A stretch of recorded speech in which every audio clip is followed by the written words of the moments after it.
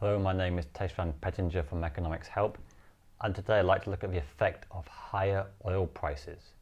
So when oil prices rise, this has quite a few ranging effects on the economy. It will cause higher price of transport, higher price of many goods, and some degree of inflation. So consumers will face higher prices, perhaps their wages will go not as far, so it could reduce living standards. Producers will face higher costs, especially for transport, and to some extent they will pass this on to consumers in the form of higher prices, but also producers will tend to make a smaller profit margin. They don't want to pass on the whole increase to consumers because they will fear irritating consumers.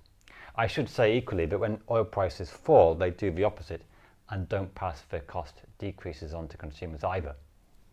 They regain their profit margins. When oil prices rise, it's good news obviously for oil exporting economies, because if you produce oil and you sell it, getting a higher price.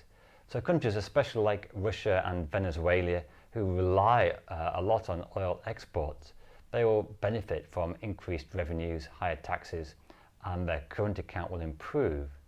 Whereas the oil importing nations such as China, many European countries like Germany will face a deterioration in their current account as they have to spend more on buying oil.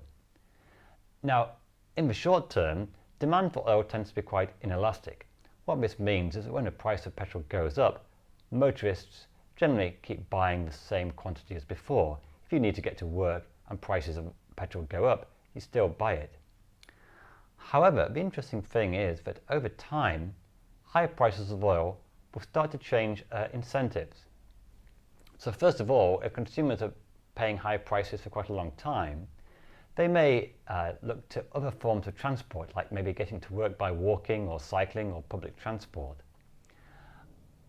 Also, when prices are high for a long period of time, producers, their incentives will change.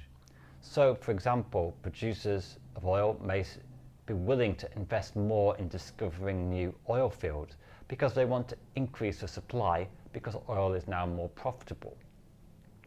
Or car producers may think, well, if oil prices keep remaining high, then consumers are going to want more electric cars, and so they'll put more energy into producing those.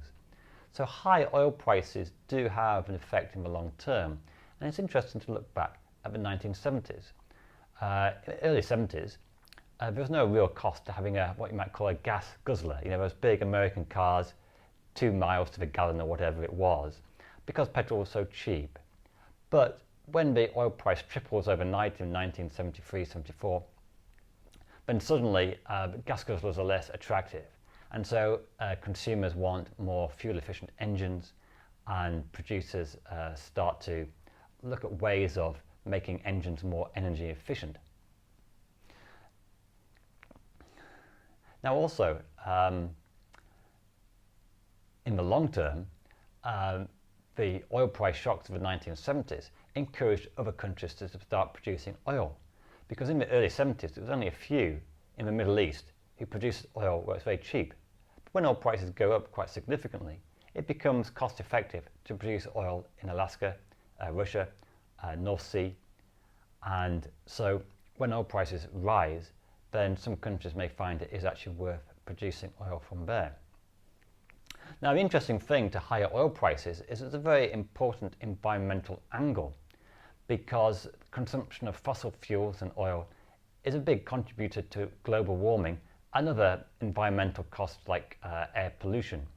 So higher oil prices in a way could be a good thing for the environment, because it will to some extent decrease demand for burning oil and related components, and it may encourage a shift to a less fossil fuel based economy.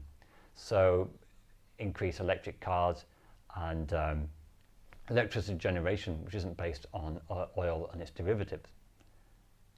Also, high oil prices should in theory encourage firms and countries to invest in new oil production.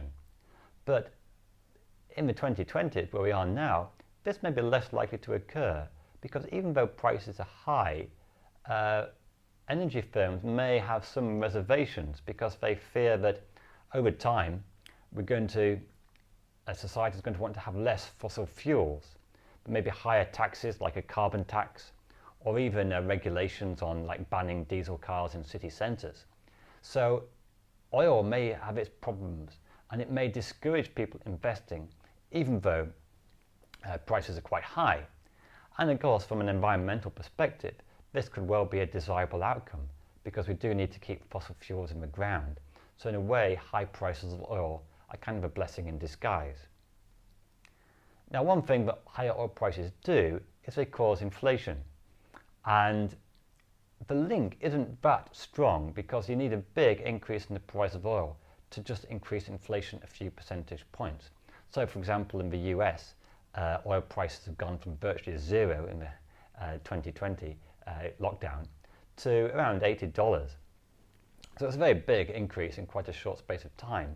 And we are seeing inflation in the US rise to 5–6%, which is quite high by recent standards, by recent decades. But it's not perhaps as much as it might have done in the 1970s when oil was a bigger component of the economy. Now, the key question really is, will this inflation we see now prove temporary or permanent? Because some economists feel that the oil price inflation, the cost push inflation, is really very temporary. The underlying inflationary pressures are still quite low. And so when oil prices stop rising, this oil shock, oil inflation will go back down to 2 or 3%. Now, other economists are less sanguine and feel that high inflation caused by rising oil prices may cause knock-on effects. But if inflation is high due to rising oil, it may lead to higher inflation expectations. It may lead to rising wage demands. And so this temporary inflation could become permanent, and it may be difficult to reduce inflationary pressures without higher interest rates. So that's a bit of a headache for the Federal Reserve and other central banks around the world.